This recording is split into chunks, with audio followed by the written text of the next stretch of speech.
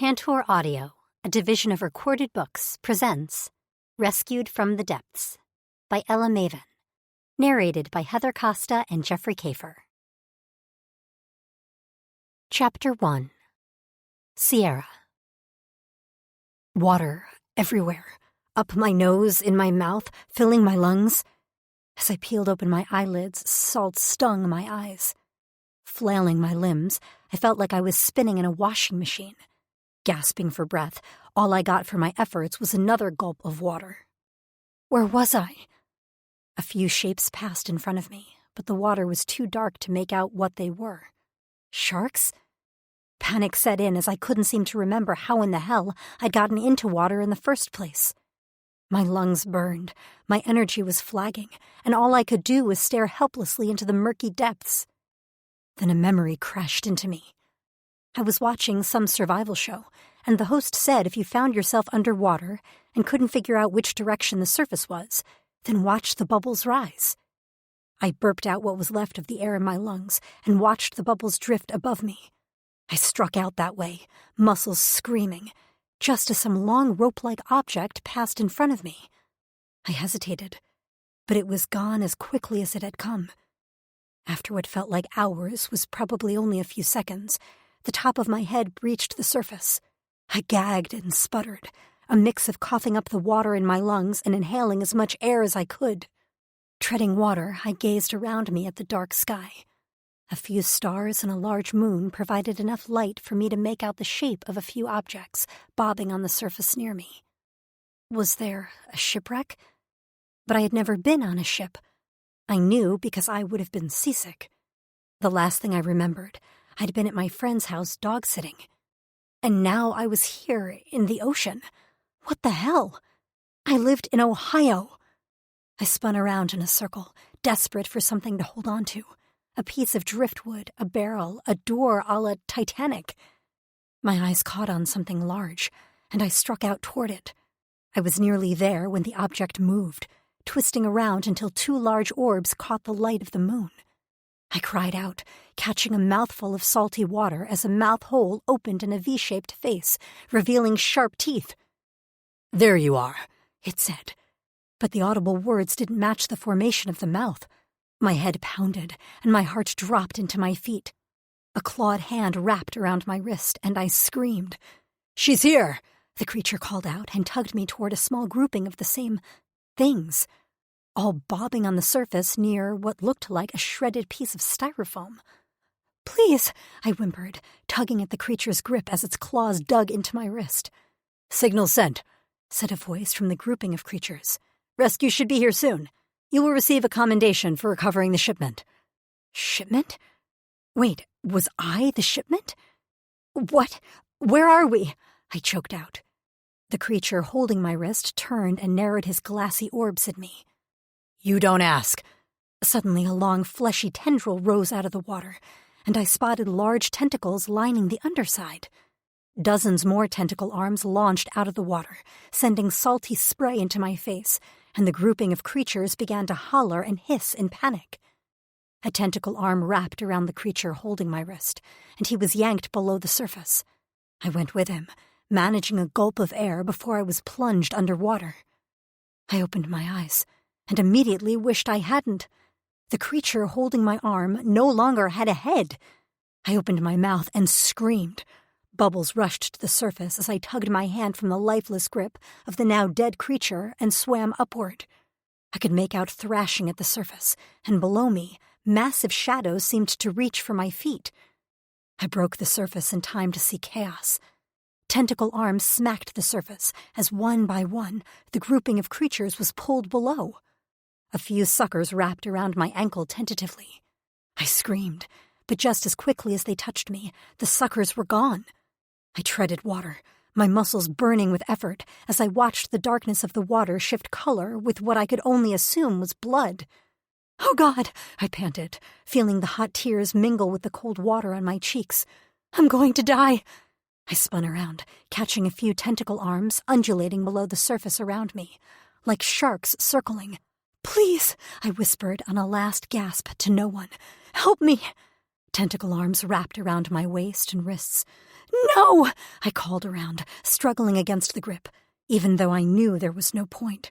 Except these arms didn't hug me below to be eaten limb by limb. Instead, I was pulled in a decisive direction. I tossed my wet hair from my eyes and squinted in the distance where I could just barely make out a large form on the ocean's surface. Whatever was pulling me picked up speed, and I had no choice but to close my mouth, breathe through my nose, and hope for the best. The form grew larger and larger, until I realized it was an island? Land. What? I whispered as we drew closer. The arms seemed to lift me over the waves of the incoming tide, and just when I thought I'd be in the ocean forever, my toes grazed sand. The tentacle arms let go, and I fell onto my hands and knees on a beach. The pebbles of the sand cut into my skin, but I didn't care. I was on land. I heaved and spit water until my throat was sore, and only then did I crawl out of the tide. I couldn't see much of anything in the dark. What was on this island? Who brought me here? I whirled around, wondering if that tentacle creature was coming out of the water to finish me off. But I could see nothing, only gentle waves lapping at the sand. Then my eyes caught on something, so fleeting I swore I missed it. A round object bobbing on the surface, and 2 purple glowing gems. But then it ducked out of sight, and I blinked. Surely I was seeing things. Exhausted beyond belief, my survival instincts at a near zero, I managed to make my way further inland to the edge of the sand, where a large tree provided some cover. I flopped onto a crinkly fallen leaf, as large as a twin bed, and closed my eyes. I fell asleep to the sound of lapping water and the night wind rustling the branches over my head. I opened my eyes, expecting to see the seafoam walls of my bedroom apartment, and instead I saw an actual sea. Wait, hadn't that been a dream? I sat up so quickly my head spun. Groaning, I rubbed my forehead and blinked at the very direct, very bright, very hot sun. Memories of the night before came back to me, and for a moment I could barely breathe. I closed my eyes. This has to be a dream. A dream. Wake the hell up, Sierra. But when I peeled back one eyelid, the view was the same. Rippling sea, beach. The ground crackled beneath me, and I glanced down to find a purple leaf. Casting a look farther inland, blue vegetation greeted me, growing from greenish dirt. What the actual fuck? This didn't make sense. I was in some weird upside-down world. Slowly I stood, using the thick branch of the tree next to me. When I dug my fingers into it, the mushy bark came away in strings like a banana peel. Ick, I muttered, wiping my hands on my clothes. I wore a pair of leggings and a large t-shirt, which I already knew I was going to have to remove or alter in this heat. At least for now, it would provide some protection from the sun, because one of my first worries was baking like a lobster. I had no shoes, and the ground was spongy beneath my feet. The blue grass was soft and matted down with each step I took, making my path easy to track. I paused, considering my footprints. Should I have been worried about that? Whatever. I couldn't lounge on the beach forever and order takeout. I had nothing on me but my clothes and a hair tie, which I promptly used to tie back my hair into a knot. As I walked, I realized the island increased steadily in elevation. It wasn't steep, but I could tell I was walking up. The grass gave way to a denser fern-type vegetation beneath my feet. I found various mushroom-looking plants, but I knew better than to eat one of them. I was hoping for a random banana plant. A coconut tree? I squinted up at the branches above me, but I saw nothing except blue and purple leaves. Gorgeous, but not exactly edible. My stomach cramped, and I knew my first priority was water. I could go a while without food, but fresh water? That was a necessity. And soon. I couldn't remember the last time I had anything. My tongue was thick in my mouth, and my throat was raw from all the salt water I swallowed. I listened for the sound of running water, but the crashing of the waves offshore drowned out most of the activity around me. Eventually my legs grew tired, and I stopped at a dense patch of ferns and sank down onto them. I dropped my head in my hands, trying to make sense of where I was. But this wasn't like any place on Earth. Blue grass, purple trees, green dirt, and most of all, what were those things in the ocean? They'd talked and... Wait, how had I understood them? I pressed on my ears and winced when my fingers prodded a lump behind my left ear. Some sort of hard device, about the size of a quarter, was lodged into my skin. Swiping at it, I only caused myself more pain and eventually gave up. This was alien. I'd been avoiding that word until now, but there was no other way to describe my circumstances. This place was alien. Those things in the water had been alien. I had a sinking feeling in my gut I wasn't on Earth anymore, and I felt crazy even thinking that. Suddenly, a rustling above me caught my attention. I peered up, and for a moment I thought it was just a breeze before 4 large eyes peered down at me. I went still, terrified of what was connected to those large eyes, when a 2-fingered hand, grasping a branch like a chameleon, crept closer. Those 4 eyes belonged to 2 heads, which were connected to the same body. Their faces were very round and flat, with a furry body and 4 legs. A long prehensile tail wrapped around a trunk, and the 2-headed monkey-like creature swung closer. Anything with a mouth can bite, my mom had said when we toured a zoo, and I asked if a giraffe would bite me.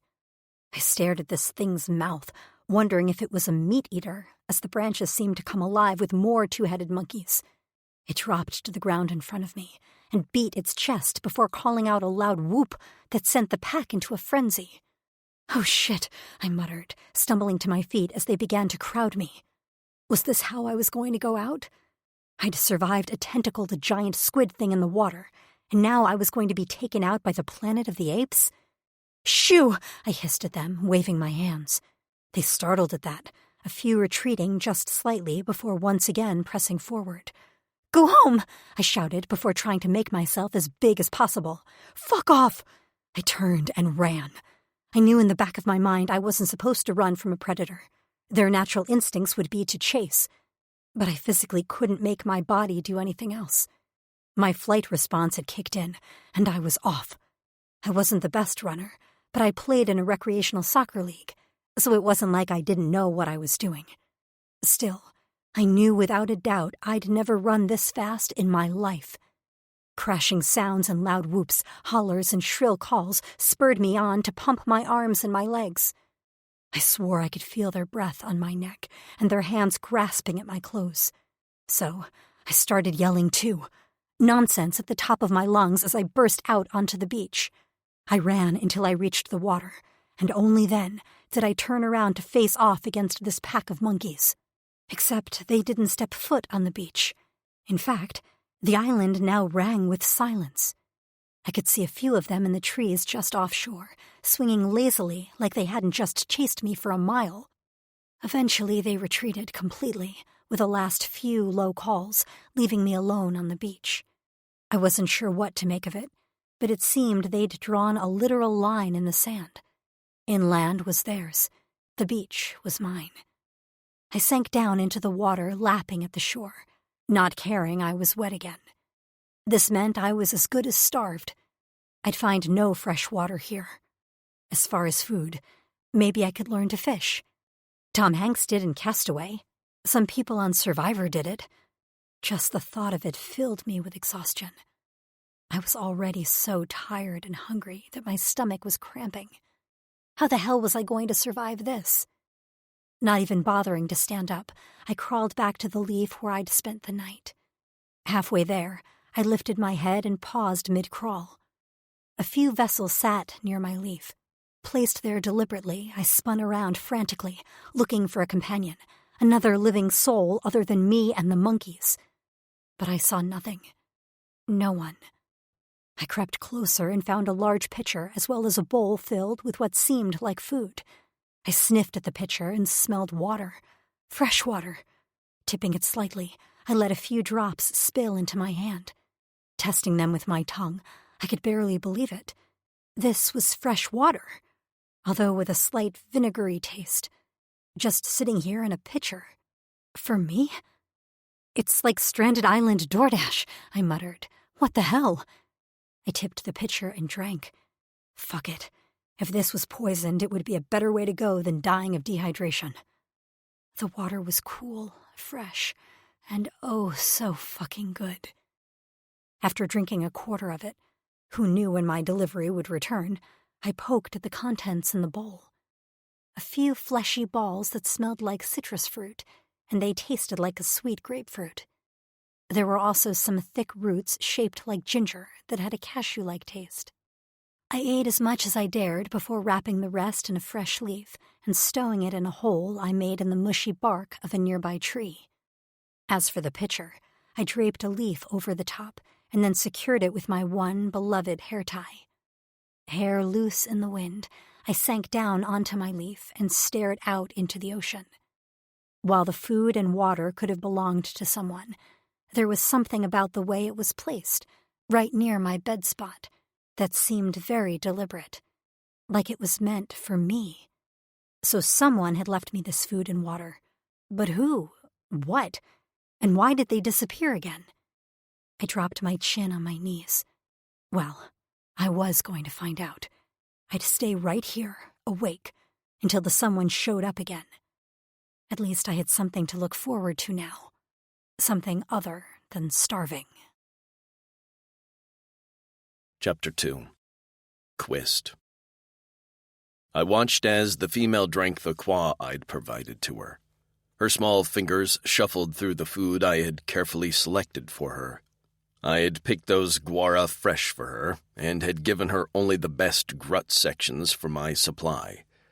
I wasn't sure what else she could eat.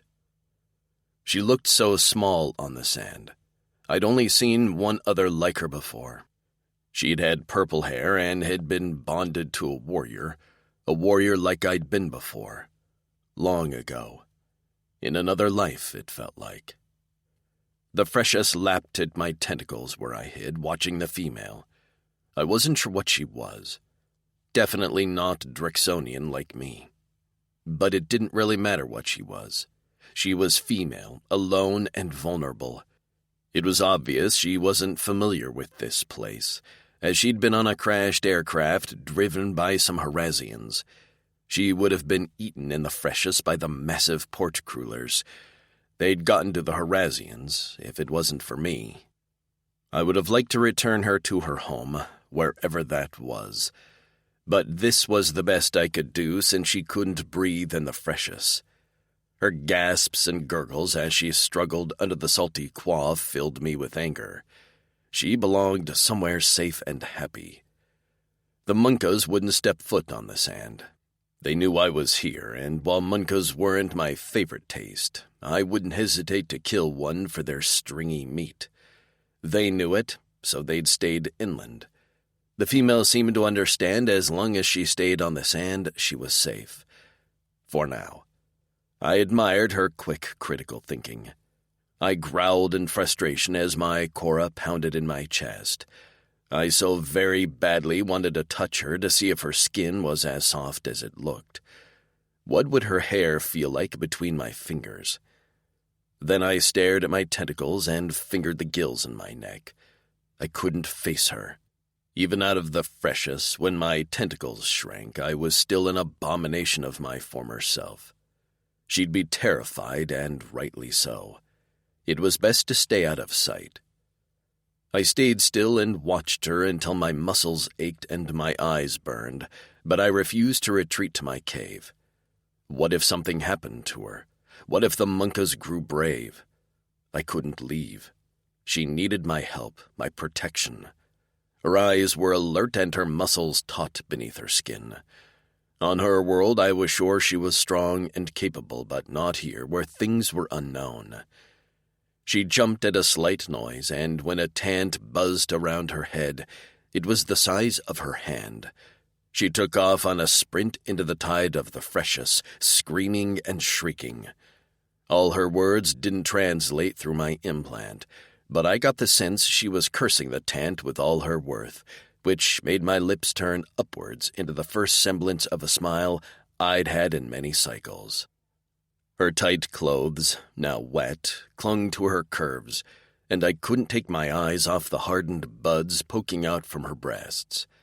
My mouth watered, and my tentacles reached in her direction without my bidding.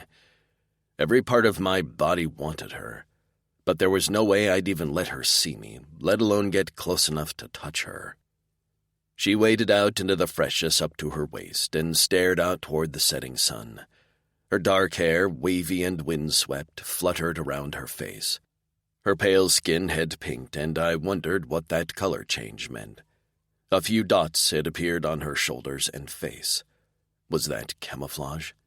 I hoped it wasn't a sign of sickness. I inhaled deeply, but she didn't smell ill. Instead, her scent was divine. When the sky darkened, she made her way with slow steps back to her leaf and collapsed onto it. Her eyes shone in the dark, but her eyelids seemed to be closing. She jerked awake several times until her body eventually slumped over. Her eyes remained closed. Finally, she rested. The monkas wouldn't venture onto the sand in the dark, and I'd already placed a protective ring of remus herbs around her leaf to protect her from any of the insects and other vermin on this planet that could harm her or mar her skin with bites. This was my time to gather more supplies. She'd be here a while until I could find a way to take her somewhere she'd be cared for. I dove into the freshness, letting the cool liquid wash over my gills. Just like the time I had saved that other female from porch coolers, this was one of the only moments I was glad for my mods. Snatching a huppus swimming in front of me, I stuffed it in my mouth. Stomach full, I went in search of supplies for my female. I didn't dare take long, as every moment with her out of my sight felt like an eternity. When I returned with my supplies, I crept up onto the sand, taking care to remain in the shallows. My tentacles slowly shrank into my ribs, and my gills closed as I used my mouth and lungs to breathe now that I was on land. Laying the covering on top of her, I carefully placed the rest of the supplies around her, so she'd see them when she woke. I went to replace her water and found that she had cleverly covered the pitcher with a leaf and some sort of rope. I poked at it with my claw. The material was blue and yellow striped, and it stretched before snapping back against the outside of the pitcher.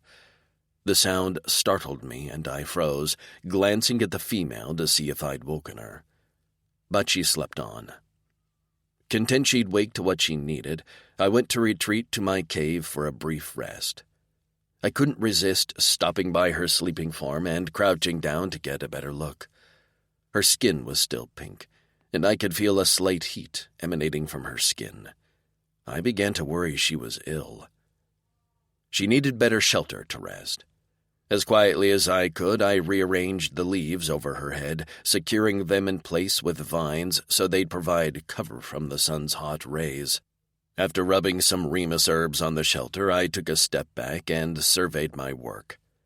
While it wasn't a home, it was better than laying out in the open under the stars. She made a small sound, and I froze, but she only wrinkled her nose and remained asleep. Her lips were slightly parted, and I knelt at her side as I studied them. The blunt tips of her white teeth poked out, and I made a note that she wouldn't be able to tear into tough meat. With her this close, I could barely breathe, captivated by her smell and soft breaths. I ached to touch her, and my cock stiffened. I shifted, uncomfortable, and touched it with the flat of my palm. When I felt the hardened shaft, I froze. My cock had responded to her, and I didn't know what to make of that. Never in my life had I been hard. I knew how it worked. I'd learned about pleasure like all Drixonian youth, but since all our females died when I was a chit, I'd never thought I'd experience arousal. And now this female, this tiny thing stranded here with me, had awakened what I thought was long dead inside of me. Now I understood why the Drixonian warrior who had crashed with a female in the freshest that one rotation had been so desperate to save her. Had he felt this way about her too? If only I hadn't been like this, I would have spoken to them, maybe returned home. No, my home was here, alone, and as long as the female was here with me, this was my purpose. Her. Only her. As I'd been taught all my life, she is all. The Drixonian warrior in me wasn't dead. He was awake, and he'd go to battle for her. Chapter 3. Sierra. I opened my eyes and groaned, not because I'd woken up on this damn island again, but because I'd woken up at all. That meant I'd fallen asleep, and I'd been determined to stay awake. I'd slept so long, and I was surprised the sun hadn't woken me. I frowned as I realized I was in shade. Glancing above me, I saw a canopy of leaves densely packed together. They hadn't been that way before, had they? A heavy weight covered me, and I panicked a moment before I shoved it down to my waist. My fingers closed around softness, and I stared at the blanket covering me. At least, I was pretty sure it was a blanket, although it was made of a material like I'd never seen before. Or actually, I guessed it was a type of dried plant or fern woven so densely together and covered in a type of velvet-like fuzz. I ran my fingers over it, marveling at the intricate knitting. This was handmade, no doubt about it. Also beside me was a mud bowl, and inside was a... Ah! I screamed as an eyeball stared back at me. A fish-like thing lay on its side, motionless. I poked at it, but it didn't move. And it was then I saw the stomach was slit open. Someone had killed and gutted this fish for me. And if that wasn't enough, a pile of steaming rocks was nearby, keeping me warm, and also providing a way to cook the fish. There was a restaurant near me at home where my friends and I had cooked raw meat on hot stones, and that had been fun with some cocktails. I never thought I'd actually need to do this in the wild to survive. I crawled toward the rocks and glanced back to see that the leaves over top of me hadn't grown like that on their own. Someone had created a small shelter over me, complete with vines tying branches in a makeshift tent. As nice as this was, my stomach soured at the thought something, had been here while I slept. What was its purpose for doing this? Was it fattening me up to eat me? Too hungry to contemplate it now, I picked at the fish, slowly peeling off the scales and laying the pinkish meat on the stones. Sizzling followed, and the meat cooked in a minute. When I tasted it, it reminded me of salmon.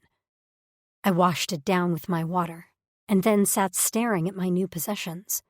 My only possessions. Near my water pitcher was a leaf bundle I hadn't noticed before. Picking it up gingerly, I heard a slight rattling inside.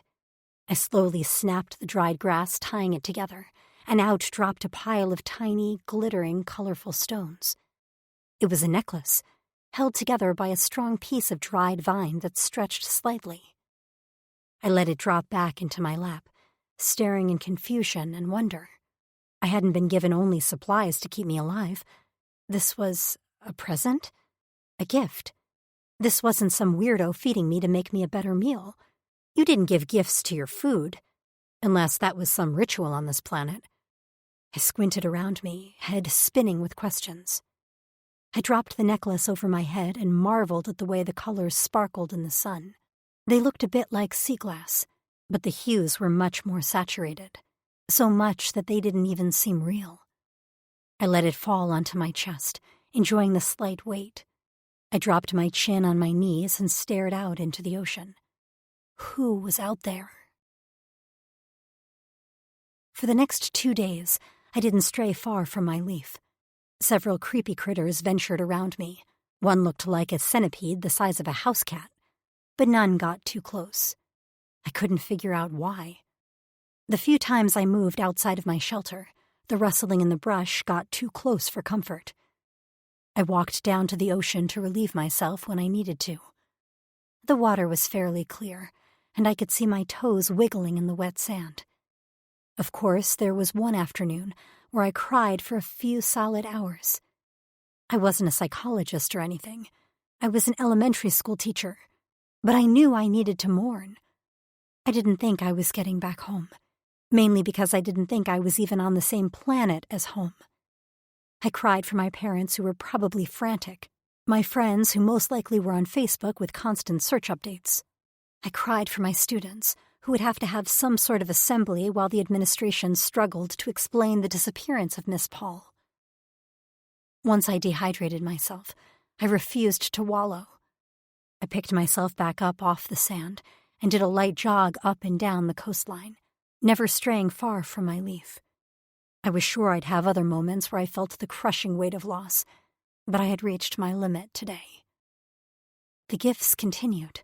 More seafood. One was a crustacean that tasted a bit like shrimp when I cooked it. Another piece of jewelry I wore around my ankle. By this time, I'd ripped my leggings into bike shorts and hacked at my shirt until it was a crop top. I saved the extra fabric, using the leggings as potholders to handle the hot rocks. It wasn't until the third day I got the courage to do a little exploring. First, I was bored, and second, I couldn't rely on this faceless thing for my survival. I was going to need to learn what kind of food was on this island and where I could get it myself. That and water. I decided to avoid the forest inland, but that didn't mean I couldn't walk the beach, right?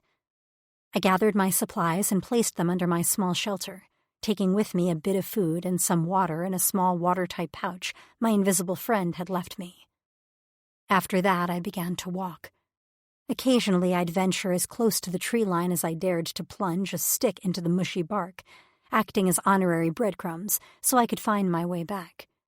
The last thing I wanted was to get lost on this stupid island. I had grown fond of my food, and water, and blanket.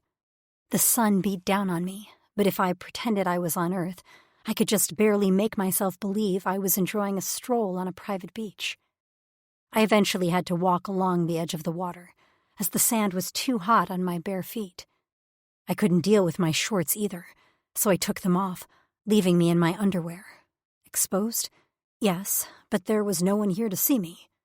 The monkey things had their genitals hanging out, so why couldn't I strut in my undies? Just like when I was inland, I felt the elevation of the island begin to rise as I walked along the curve of it. Soon the beach ended, and waves crashed around large white rocks. Here the rise was steeper. I kept going, grunting as my toes tried to find purchase on the rocks. I was eager to be able to get a better view of the island and the area around me.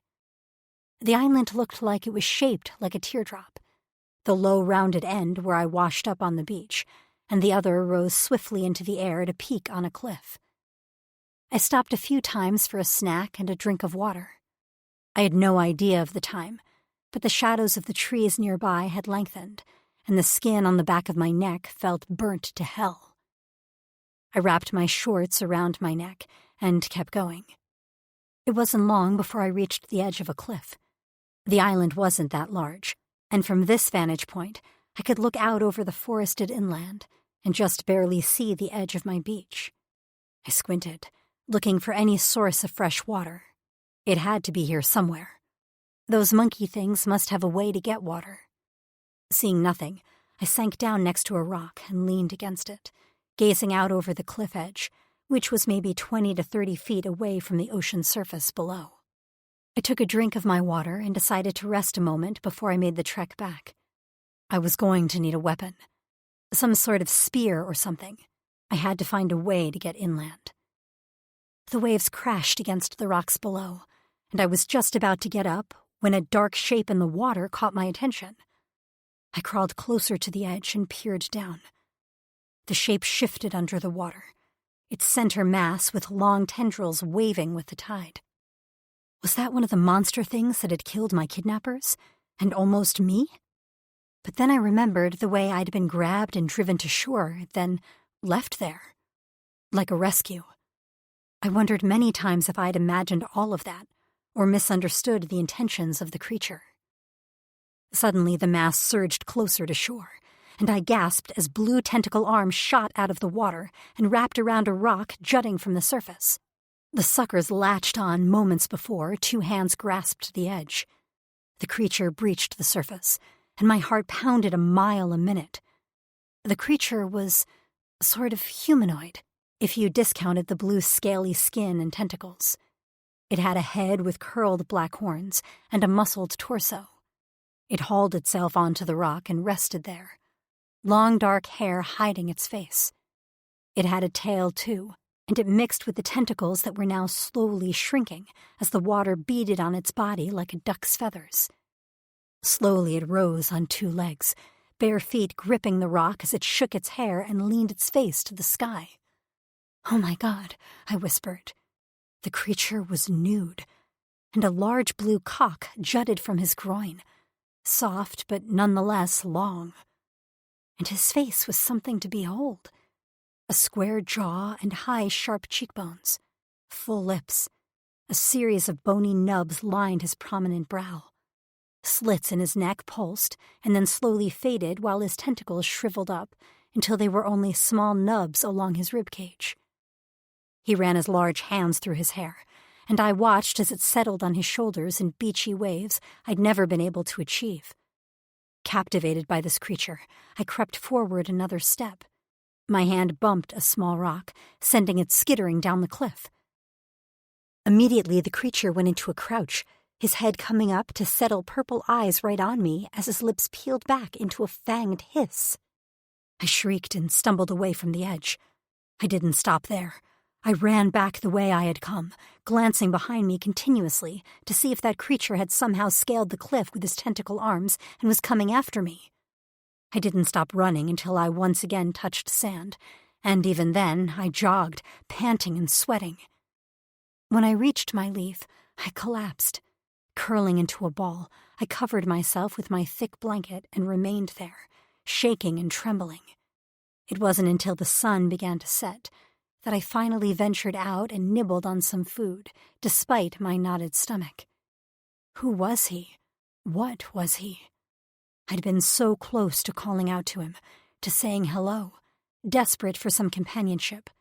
But what if he was one of the creatures who'd wanted to eat me?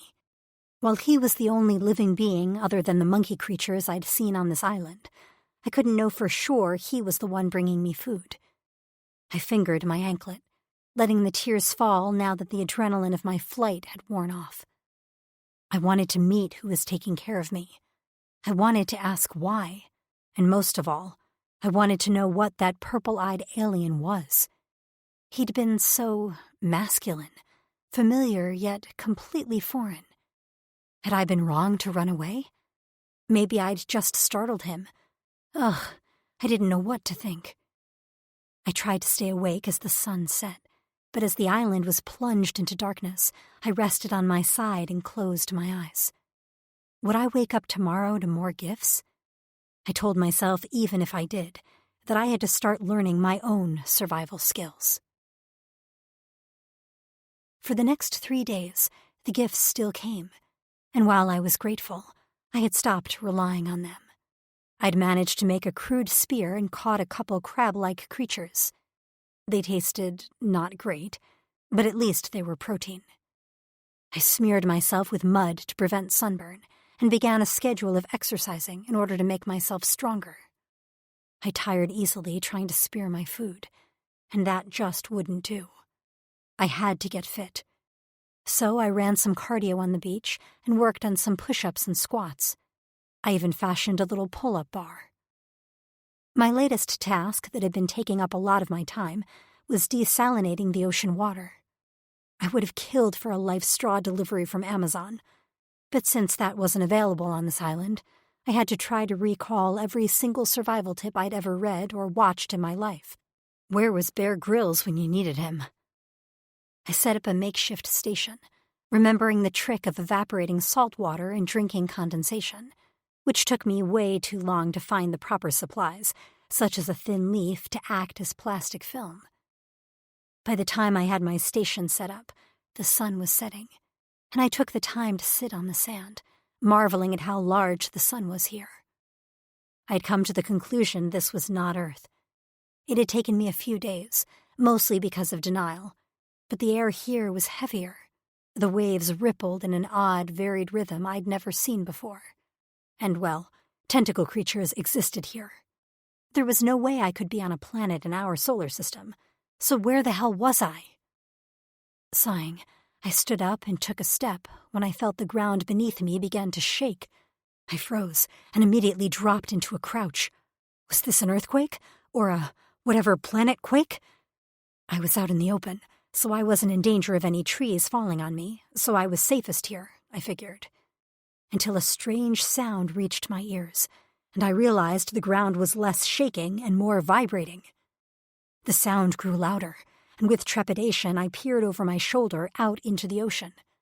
There on the horizon, speeding toward me, was a large object, hovering just above the surface of the water like a hovercraft. Was this a rescue? But the closer it came, the more foreign the aircraft looked. And just when I stood up, I caught a glimpse of a face standing at the forefront of the large windows in the front. It had a mouthful of fangs set in a V-shaped face, and it was pointing right at me. I had a sinking feeling this was far from rescue, and my situation was about to get a whole hell of a lot worse. I whirled around and raced inland, scrabbling up the sand as best as I could. I hadn't even made it halfway to the tree line when the hovercraft, moving at a speed that seemed wholly not possible, reached land. A dozen or so creatures jumped out on 3-hoofed feet, heading right toward me. I stumbled on a soft patch of sand and went down. That was when I opened my mouth and screamed bloody murder. Chapter 4. Sierra. Their eyes shone greedily, and I wished desperately for a weapon. They spoke as they rushed toward me, one talking in some sort of floating device in front of his mouth. Cargo reacquired. Possession imminent. Oh, fuck no. Possession was not imminent. I scrambled to my feet with fistfuls of sand, ready to throw it into their weird orb eyes, when a loud crunch and splash drew their attention. I stared, the sand sifting from my slack fingers as massive tentacles ripped their ship into pieces. The creatures in front of me turned, holding gun-like objects in front of them as a dark form surfaced in the shallow tide. My jaw dropped. It was the creature I'd seen on the other side of the island, the blue-scaled alien with tentacles. Nude, he strode purposefully on 2 legs, his torso a mass of muscle and sinew. His expression was a mask of rage, his lips peeled back in a snarl with white fangs gleaming. Purple eyes glowed fiercely as his long tentacles, branched out from his ribs, swept the newcomers off their feet with one massive swipe. If that wasn't enough, he crossed his wrists in an X at his neck, and long black blades rose from the skin along the outside of his forearms, from wrist to elbow. The invaders screamed, laser shots were fired, but the blue alien kept coming. His tentacles ripped limbs, and what he couldn't rip he sliced with his blades. Cries echoed from the dying invaders while their wrecked ship began to wash up onto the shore in pieces. One of the creatures managed to evade his attention and grabbed for me as I watched the massacre.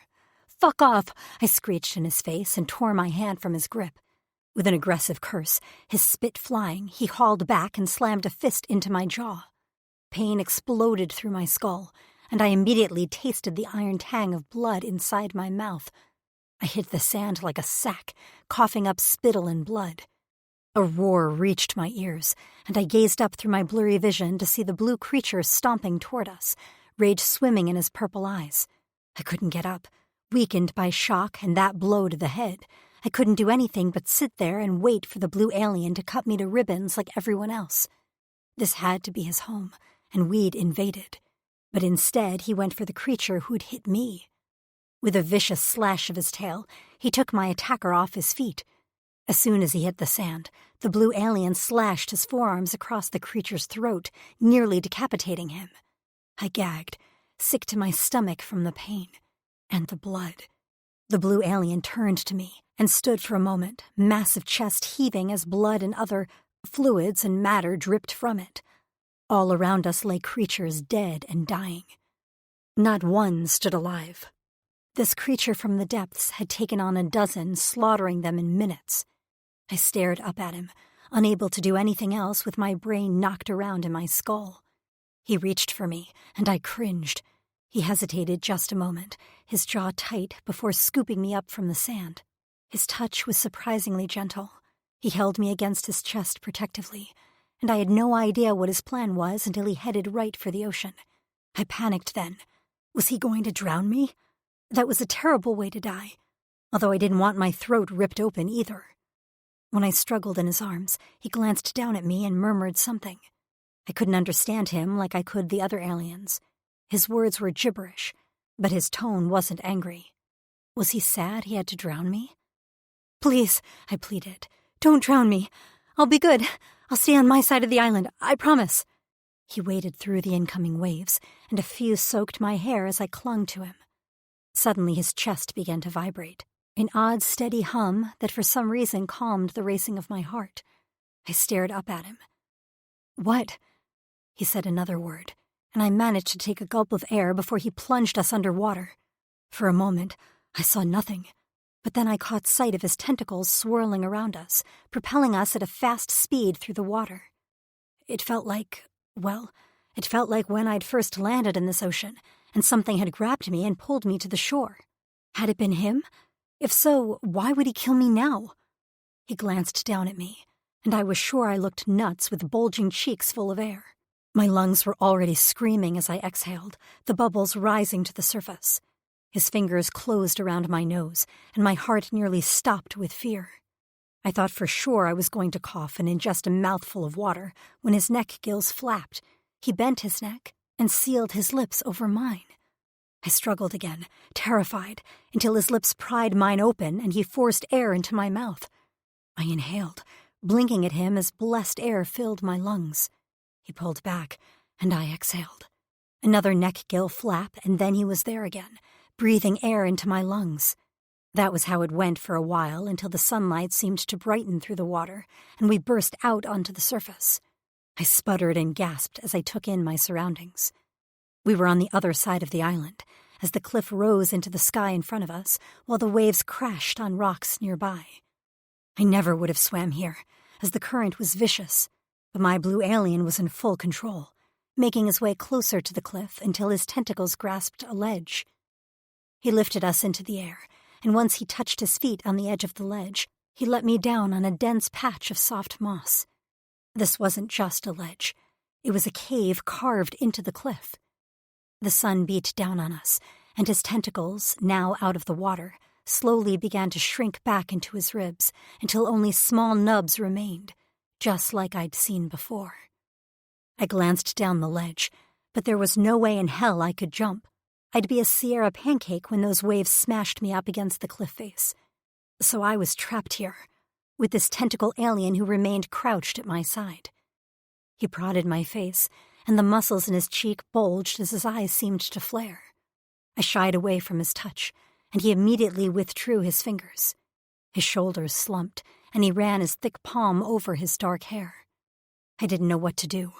He'd saved me, but for what purpose? Or was he the one who kept giving me gifts? "Are you going to hurt me?" I whispered, wincing at the tremble in my voice. His eyes flared again, and he leaned closer. I reached for him but stopped when I spotted something on my wrists. I tried to pick it off, thinking it was some sort of seaweed. When the skin began to burn and sting, "What?" I gasped as two parallel black lines appeared on my skin, running the circumference of my wrists like a bracelet. The blue alien made a noise in astonishment, and I thought he was referring to my wrist when I looked at him, only to see him also staring at his own hands. The black marks were on his wrists too. Penned there like an invisible tattoo gun was running along our skin. When the lines were complete, a pattern began to emerge in black between them, a series of shapes that looked very much like tentacles. The lines glowed a bright white before dulling to a shiny gold. I stared at my wrists, then his, unsure what was going on and why we suddenly had matching magical tattoos. My head pounded, and I worried I was hallucinating. My skull swelled like it was going to burst open from being too full, and then suddenly I felt something inside my mind. Another presence, a thing, and when I glanced at the blue alien, he stared at me with impossibly round eyes. He reached for me, slowly, and when he did, some shapes in my mind shifted, forming into soft tendrils that made me feel cradled, protected. His hand touched my jaw, and I shivered at his touch. The tendrils were hesitant, but trying to be gentle, a little confused. Just like how the blue alien was touching me now. Was this feeling in my mind him? "Who are you?" I whispered. He didn't speak for a long moment, his gaze studying my face before he said one word. Quist. I slowly stretched out my arm to touch him voluntarily for the first time, laying my hand on his chest, which was warm and soft. His scales were almost fuzzy, like velour over armor. Quist, I echoed. He repeated the word, and I was going to go with that being his name for now. With my other hand, I touched my own chest. Sierra, I said. Again, he studied my face, and the tendrils in my mind grew a little bolder, exploring the depths of my thoughts. Sierra, he said a little awkwardly. I nodded and smiled. His lips stretched into what I thought was a grin, and my breath left my body. Sure, he was alien. He didn't have eyebrows. He had gills, tentacles, and was blue. But when he smiled, there was something about him that made my heart skip a beat. My belly tingled and my skin warmed. Were you the one leaving me gifts? I asked. He cocked his head and his forehead nubs dipped in confusion. Another day, I murmured.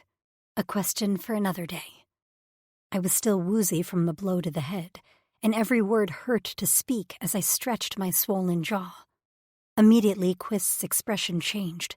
He once again hauled me into his arms and stalked into the cave.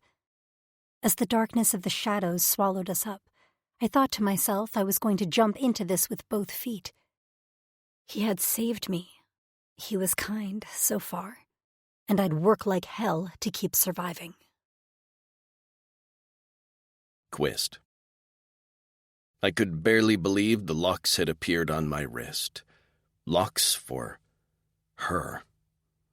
This female named Sierra, who wasn't a Drixonian, but still stirred emotions in me I'd long thought dead. Her presence in my mind was a warm light, and I wanted to turn my face into it like a plant. I'd made a mistake, and it had nearly cost me my Cora Eternal. I had wanted to catch a yissel for her, a tasty delicacy I thought she would like, and so I'd ventured farther from home than I preferred. When I heard the vibrations of the Harazian's ship, I thought my Cora would stop. When I saw the Harazian slam his fist into her head, I lost myself. I hadn't meant to make the sand slick with their blood, but there had been no other option. My female had been hurt, and even now I could barely look at the sight of her swollen flesh. I set her down on a blanket of hops, just like the one I'd made for her shelter. She let out a small moan of pain that set my teeth on edge. I bundled another blanket for her head, and she gingerly laid on it, watching my every movement. I could feel her indecision in my head as the light dimmed and flickered. I wished we could communicate. I saw the translator implant behind her ear, but the Harazians wouldn't have downloaded my language on it. After settling a skin of quaw near her, as well as a few fruits and dried meats from my food stores, I resisted touching her as she ate slowly, wincing as she chewed with her sore jaw. I needed to return to the beach to ensure that the Harazians were dead, and to see if there was anything I could salvage from their ship. More importantly, I wanted to retrieve Sierra's possessions. I had spent much time and energy obtaining those for her, and when I'd observed her, she'd taken great care of all of them. My gaze dipped to the jewels she wore on her chest, and felt a small amount of pride swell in my chest. I'd provided that pretty thing for her. Of course, as soon as I saw her swollen face, my pride quickly vanished. I had failed her once, but I wouldn't fail again. I need to leave and check the beach, I told her, even though I knew she couldn't understand me. She gazed up at me with round eyes. I won't be long. You're safe here. She swallowed a gulp of quaw and then nodded slowly. Maybe my presence in her mind gave her a small amount of confidence I'd never harm her. How would we get through this communication barrier? The future seemed daunting for me and my Cora Eternal, but I was also so grateful that Fatus, after all she'd put me through, had blessed me with this, a female meant for me. I reached out and lightly ran my hand down the side of her head. She didn't flinch away from my touch, and I considered that a victory. I quickly rose and strode out of my cave. I didn't stop as I dove off the ledge straight into the water. My tentacles lengthened, and I sped through the water quickly, already feeling a little ill that I'd left her alone. But in order to ensure our safety, I needed to search the beach. When I arrived back at the scene of the near capture, I saw scavengers had already picked at the bodies. One by one, I carried the rest of them out to the freshest for other predators to feast on. The Harazian ship was in 2 large pieces washed up on the shore. I grimaced at the destruction. I'd done that, nearly feral with rage. But I couldn't take it back now. I should have thought ahead and kept it intact. Maybe I could have used it to get the female somewhere else safe. I shook my head. No, she was safest with me. I had a momentary lapse of judgment, but that wouldn't happen again. I could feel her in my mind, her light soft and dimmed, so I knew she was sleeping and content. Digging through the wreckage of the ship took time, but it was worth it. In exchange for a few cuts on my hands and arms from the twisted metal, I scored some freeze-dried meal packs, clothing I could alter to fit Sierra as well as shoes for her delicate feet, and several other odds and ends. But the real find was when I dug through a watertight bag and found a translator implant updater. My chorus soared, and I couldn't hold back the grin on my face. This was it. This was what I needed to communicate with my female. After bundling her supplies under her shelter, I stuffed all my new possessions into the watertight bag I'd acquired from the Harazian ship and plunged back into the water. When I reached my cave, Sierra was still asleep, breathing deeply. I took the time to organize my cave and clean up the debris. Then I made a small fire and sat down next to her, waiting eagerly for when she woke. Chapter 5. Sierra. I opened my eyes to the low glow of a small fire. Surprisingly, my head didn't pound, and when I prodded my jaw, the pain was moderate. The skin wasn't as tight as it was before. That was surprising. Let's take a moment to pause from the story and enjoy a few peaceful minutes of music, just for your relaxation. This free audiobook is our gift to you. Thank you for being here.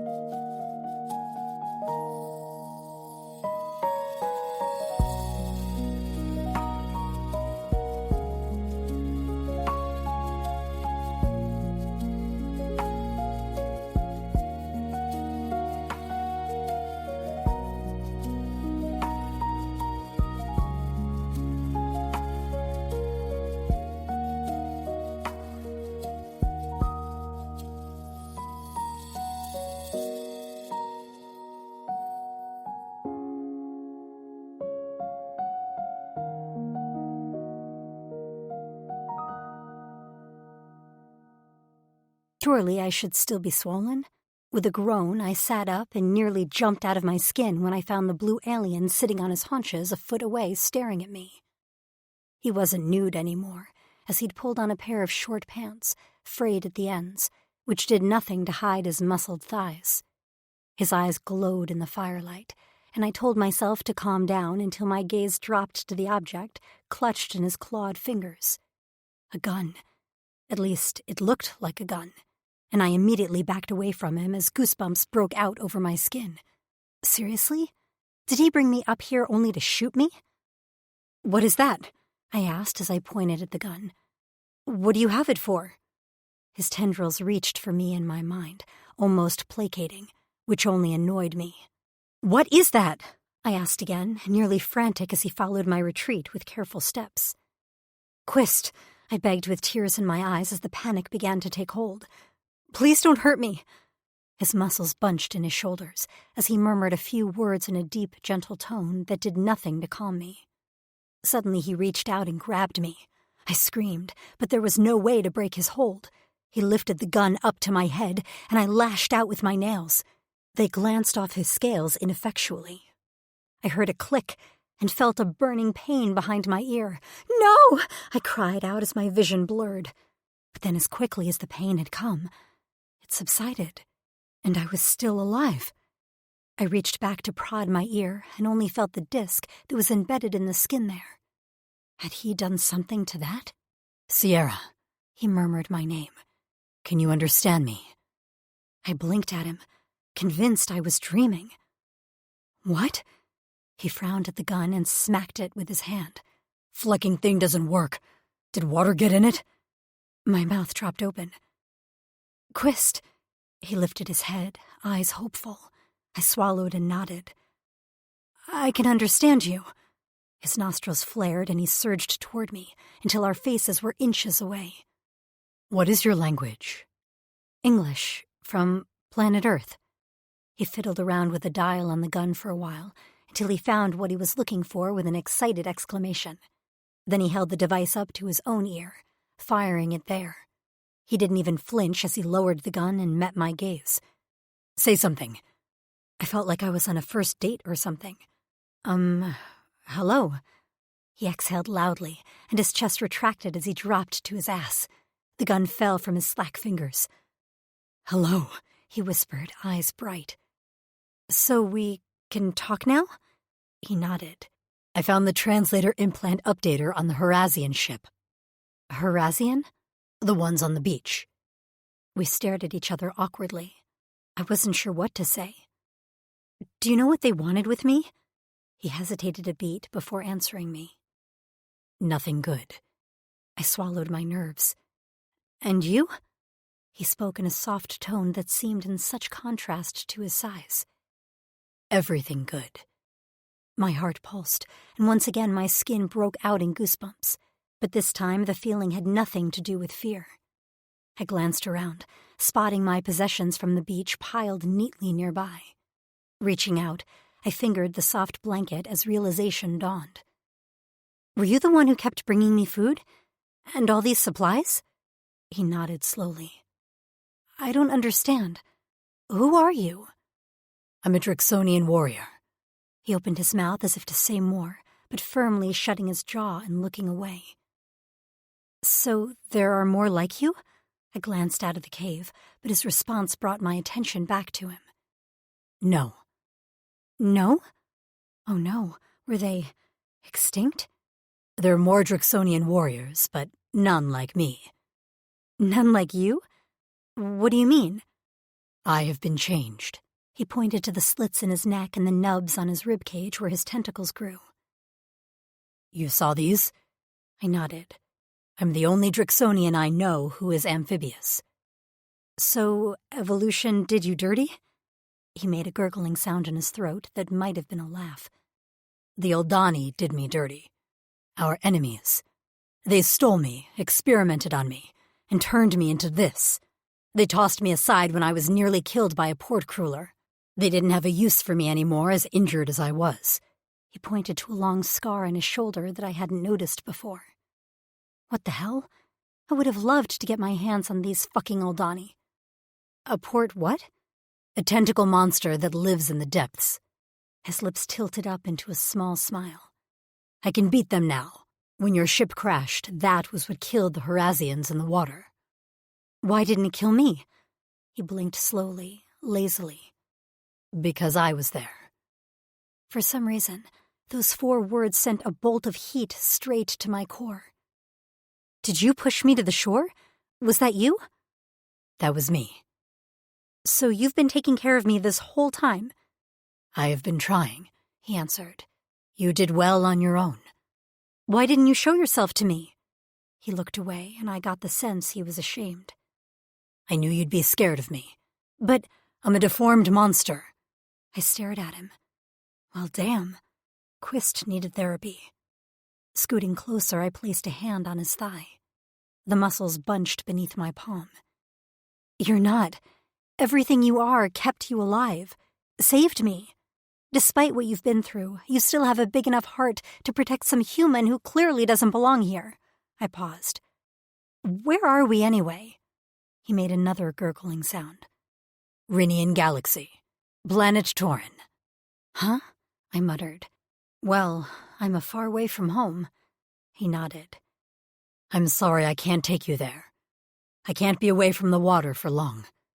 I shook my head. Not your responsibility to get me home. You are my responsibility, he insisted, taking my hand and pressing it to his chest. I resisted, curling my fingers into the solid muscle there.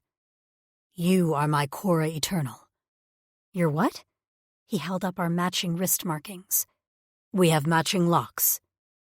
In all the excitement of learning we could communicate, that major important fact had slipped to the back of my mind. But now the questions came roaring to the front. Yeah, about that. What the hell are these? Why do I seem to feel you up here? I stabbed a finger at my temple. He drew me closer, and it was like my body instinctively knew I could trust him. That this was my rightful place, because I seemed to melt against him. His tone had gone low and husky, the vibrations rumbling where my hardening nipples brushed his chest. These are locks, he said. It means that Fatas has chosen us for each other. You are my Cora Eternal. My implant roughly translated that as forever love.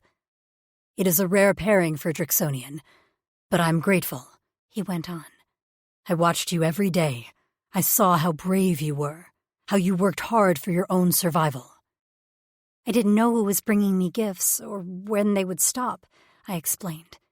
I tentatively swiped at his hair, and the strands felt a bit like bird feathers, soft with an oily coating, which made sense if he was underwater a lot. I wish you would have shown yourself to me earlier. I'm sorry I wasn't courageous enough. I smiled. You were when it counted. But you were still hurt. I shrugged. I barely feel it anymore, which is odd. It's the mate bond, he said. You will heal quicker. Well, isn't that handy? This is a lot to take in. Humans don't have anything like this. Human, he murmured. So that's what you are. I nodded. So now what? He swallowed. I can try to get you to a populous Drixonian settlement, but I wouldn't be able to stay on land forever. Then why would I demanded. I thought you just said we were bonded. I did, but I want you to be happy. I spread my arms. Then I guess I have to be happy here, with you. That's okay, right? Is this cave big enough for the two of us? He bent his neck back and rumbled a laugh to the ceiling. I liked the sound. Maybe I should have gone to school to be a therapist. Look at me making this depressed alien lab rat laugh. There's plenty of room, my Sierra. Suddenly his eyes rounded, and he stood, pulling me with him. I want to show you something. Do you trust me? Yes, I said without hesitation. Sure, I felt a little crazy, but he was in my head. I could feel his sincerity. He picked me up and ran full tilt toward the ledge outside the cave. I clung to him as the wind whipped my hair. Quist, wait! But he had already dove off the cliff, his massive body curled around mine so that when we hit the water, I didn't feel the impact at all. For a moment, I panicked as the water cut off my air supply, but then Quist was there, his lips on mine, blowing oxygen into my lungs. As he pulled back, his tentacles swirled around us, 4 on each side of his ribcage. With his arms wrapped around mine, he propelled us farther into the ocean, away from the waves crashing against the cliff face. As we swam deeper, he pointed out various ocean life with either a point of his finger or a tap of his tentacle. Bright-colored creatures swam by us. One had a ring of fur around its head like a muppet, and another waved a spiny tail at us that Quist knocked away easily with a swipe of his tentacle. But not before I caught a spark on the end, and made a note to avoid getting shocked by that creature. He wanted to show me his world, I realized, and that made my chest swell with happiness. How long had he been alone? Every time I felt my lungs begin to burn, Quist was there, being my lungs. Next, we sped through a field of underwater flowers, massive blooms which rose up from the bottom like sunflowers. I kicked away from him then and swam through them, causing bubbles of laughter to rise to the surface. I felt like a kid in a candy store. So many new sights. I gazed up at Quist, backlit by the sun streaming through the water. He was something else with his long dark hair spread out all around him, like a tentacled Aquaman. Eventually he grabbed for me, and we continued to swim. I hadn't realized we were returning until we burst to the surface near the cliff face.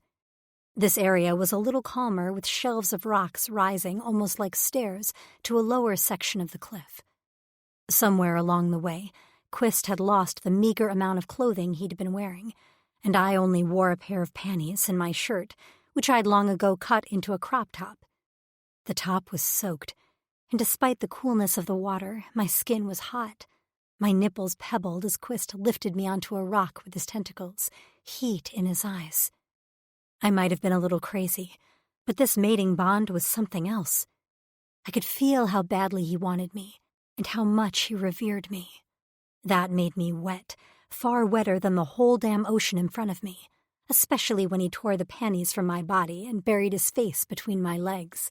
His tongue unfurled like a ribbon, and I caught the glimmer of 3 ball piercings along the center before he licked up my center like a lollipop. I cried out as I grabbed a fistful of his hair.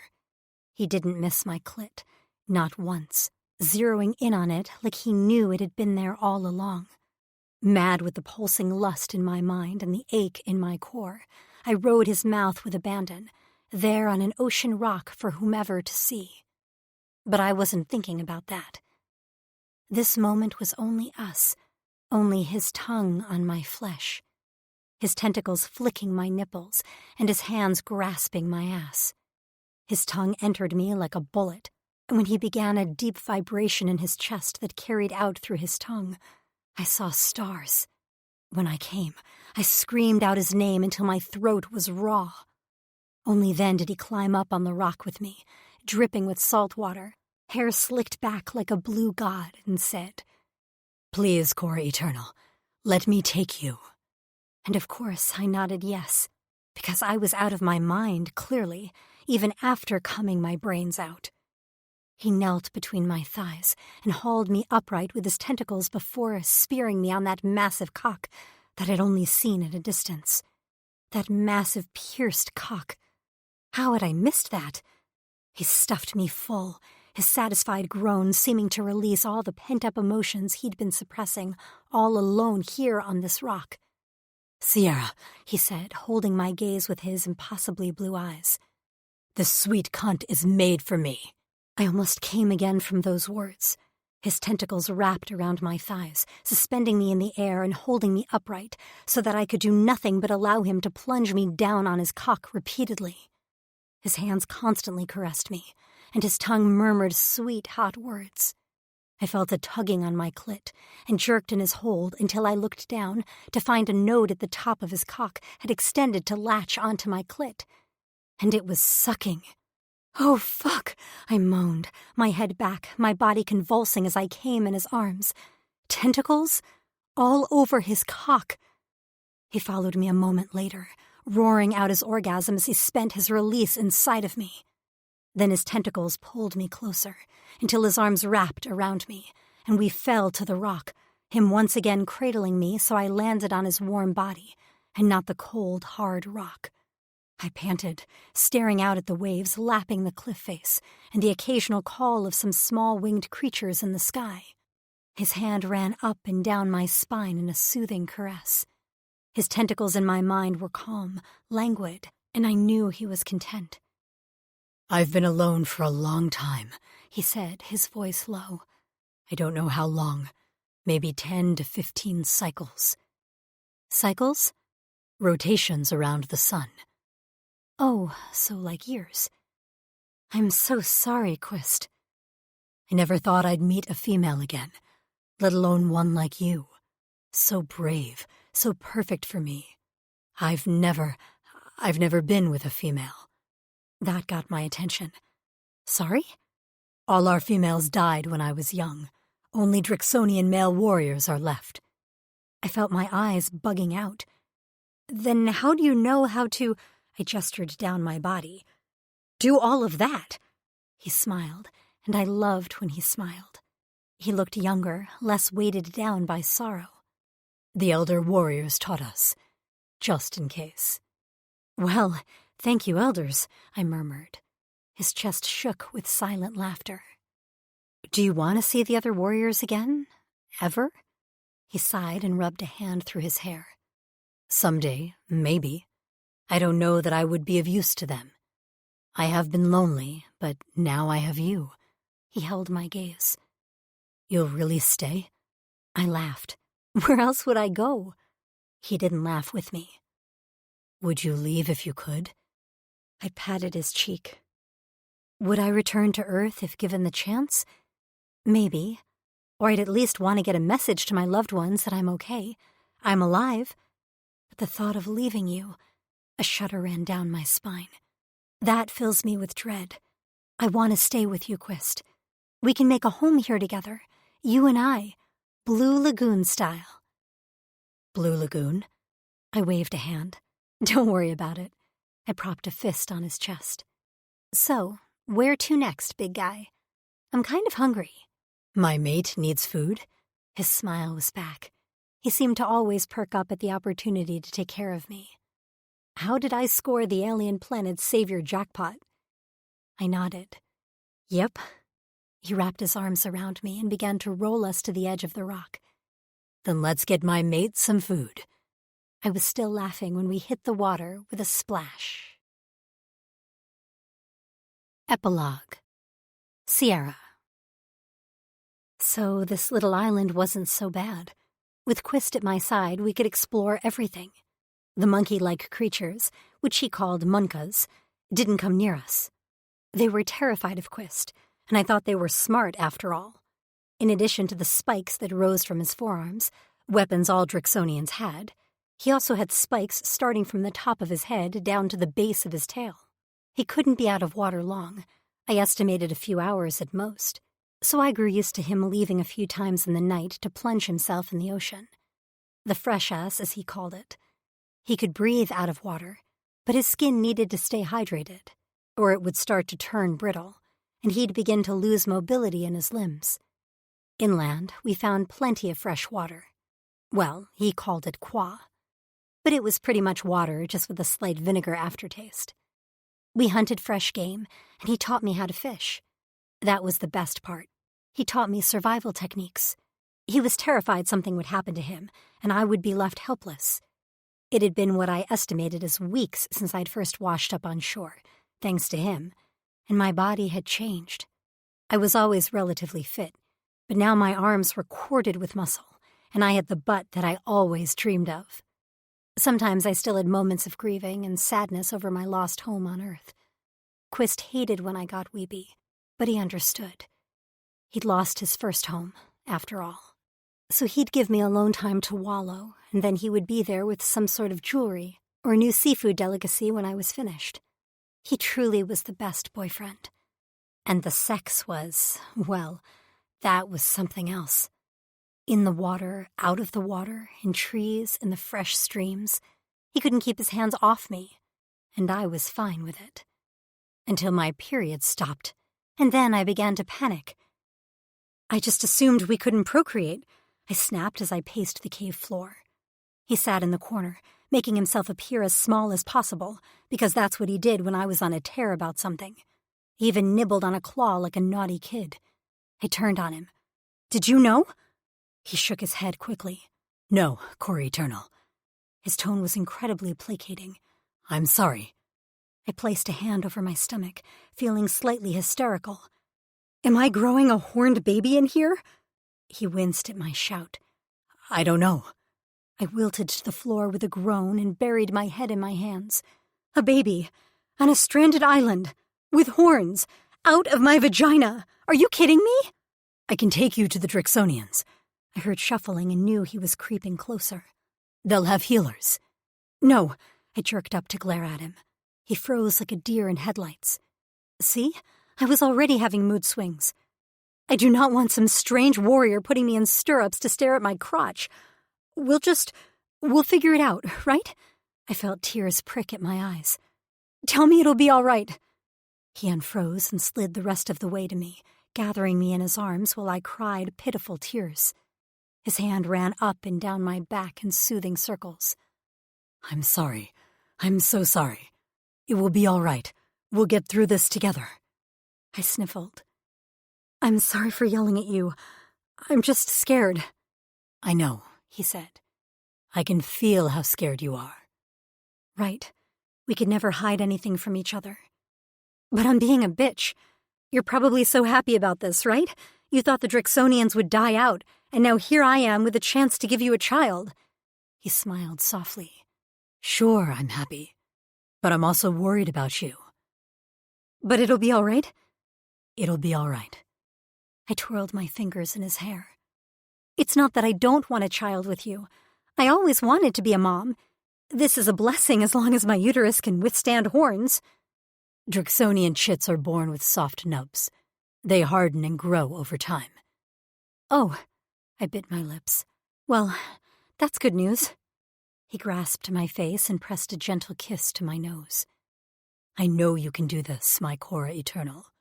You'll be a great mother, and we'll raise our chit here to be happy and healthy. Okay, I sighed, returning his smile. If you say so.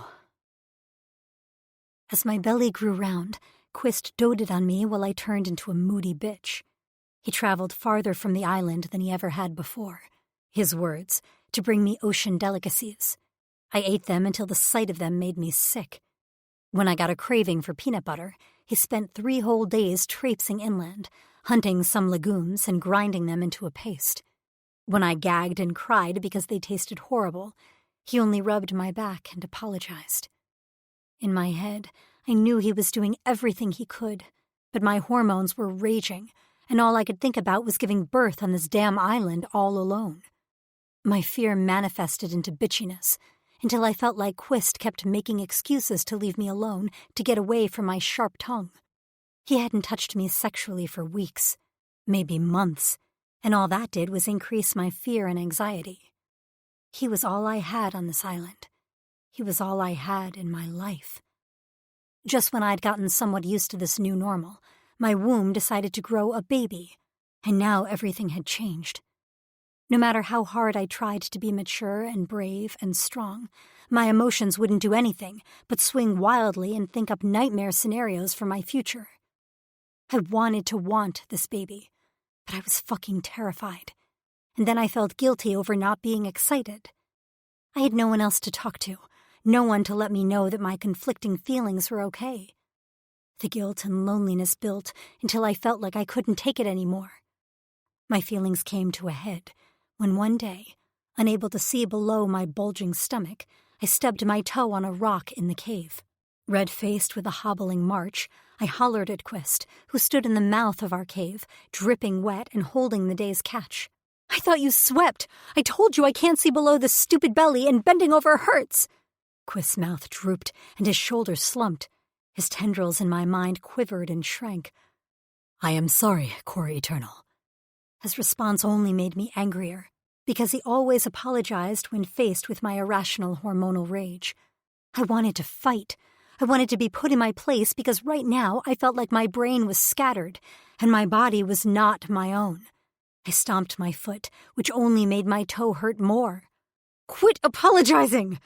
Tearing my hands through my hair as my back protested my added weight for the millionth time, I screamed. "How come when I yell, you don't yell back at me?" I demanded. His eyes flared, which was the first indication in months that he was angry. "I don't want to yell at you." How the hell could I pick a fight with this perfect man? That only pissed me off more. I was a terrible human basket case, and he remained kind and patient. "Maybe I want you to yell back." Tears pricked my eyes, and I sniffed them back. I was so tired of crying. I was tired of all of this. You treat me like I'm going to break, and all that's doing is making me more fragile. Quist's head cocked, and he dropped the dead fish in his claws. It hit the ground with a wet slap. The sound echoed in the cave, and something about the way his muscles tensed sent a skitter of tingles down my spine. "You want me to treat you tough?" I wasn't quite sure what I wanted, but I knew it wasn't his endless coddling. "Maybe." The only warning I heard was a ferocious snap of his tentacles in my mind. One minute, he was at the mouth of the cave, and the next he was in front of me with a fist in my hair and his mouth on mine. He'd rarely been this aggressive sexually, and my body immediately reacted to it, instinctively knowing he was my mate, my love. Goosebumps broke out all over my skin as his tongue swept into my mouth. My thighs clenched, my belly bumped his stomach, and I drew back. "Quist!" "No, core eternal," he snapped, a deep rumbling that held just enough anger to draw my full attention.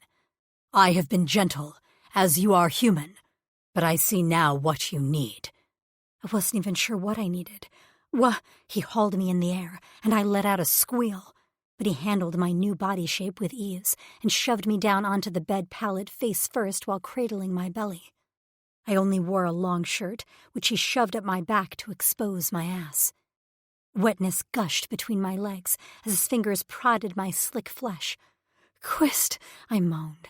His body coated mine, and no more foreplay was needed as just the position had me soaked. His cock nudged my entrance. "I should have done this every time you yelled and cried." He slid inside me with a strong push, and the air rushed from my lungs.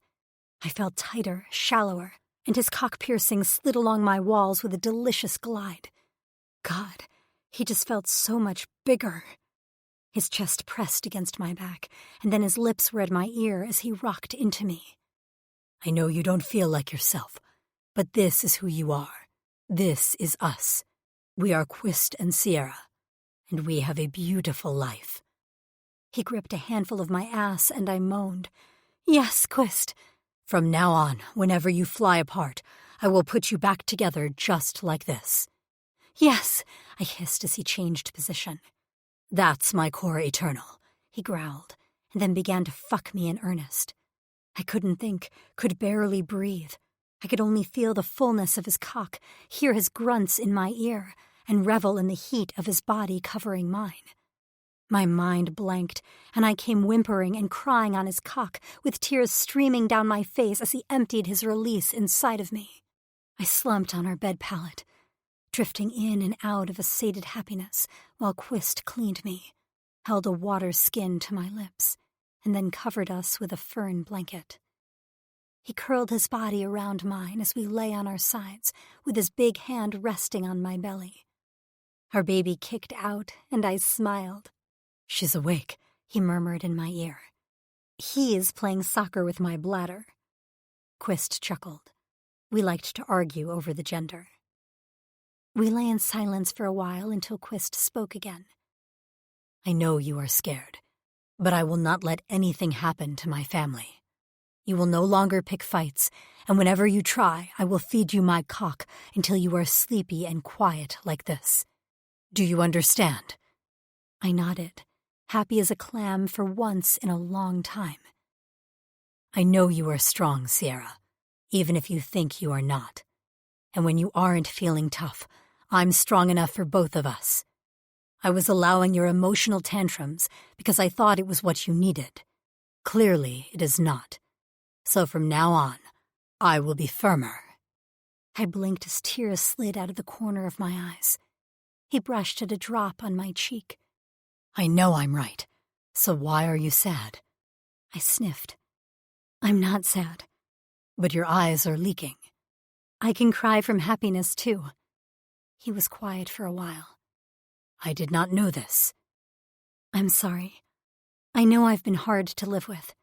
I didn't tell you what I wanted because I wasn't sure. I only knew I was scared and worried that things would change. They will change, Core Eternal, but they will change in a good way. His hand smoothed over my belly. I should have recognized what you needed earlier. Your warm light in my mind has been dim and scattered, but now you are glowing strong and bright. I placed a hand over his on my stomach and felt another kick or punch from within. All this time, I had felt hesitant to enjoy the pregnancy, too scared of what was to come. I have felt scattered, and I've been so worried about the birth that I haven't let myself be happy about being a mother. And that made me feel guilty. You should not feel guilty for that, he said. The validation of my feelings made my eyes sting all over again. You don't have to feel unbridled joy.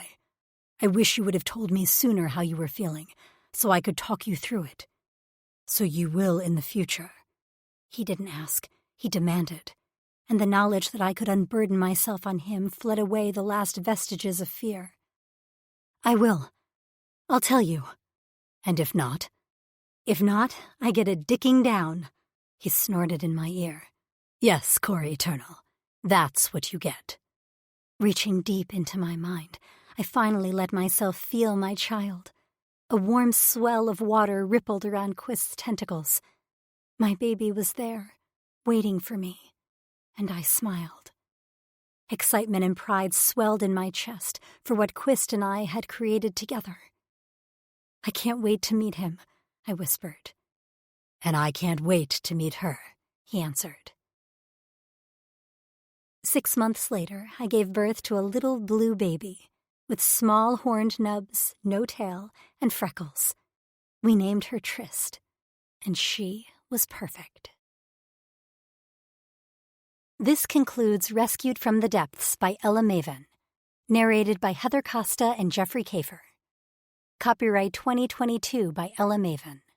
This unabridged audiobook is published by arrangement with Ella Maven, care of Corvisiero Literary Agency, and was produced in the year 2024 by Tantor Media Incorporated, a division of Recorded Books, which holds the copyright thereto.